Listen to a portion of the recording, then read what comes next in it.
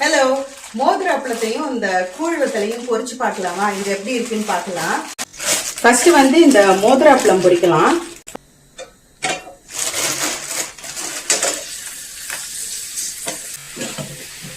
பாத்தீங்களா எப்படி இருக்கு? பாத்தீங்களா மோதிர அப்பளம் வந்து நல்லா பொரிச்சாச்சு, ரெடி ஆயிருச்சு. இன்னும் கொஞ்சம் கூட பொரிச்சுக்கலாம்.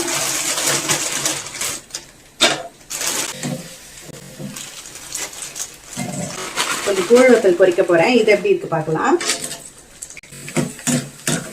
பாத்தீங்களா எவ்வளவு பியூட்டிஃபுல்லா இருக்கு பாத்தீங்களா.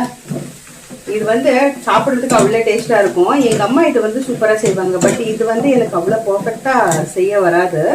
சூப்பரா ரெடி ஆயிடுச்சு. கூழ் வத்தல், அதுக்கப்புறமா மோதிர வத்தல்.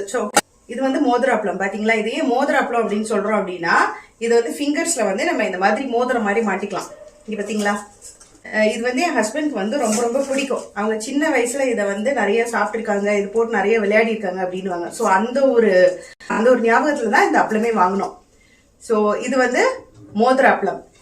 இது வந்து பாத்தீங்கன்னா one of the best side dish. எதுக்கு அப்படின்னு பாத்தீங்கன்னா பழைய சாதம்.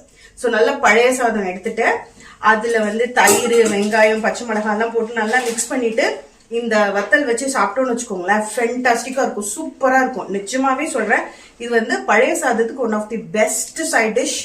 ட்ரை பண்ணி பாருங்க, சூப்பரா இருக்கும். ஓகே, அடுத்த வீடியோல பார்க்கலாமா? Bye by.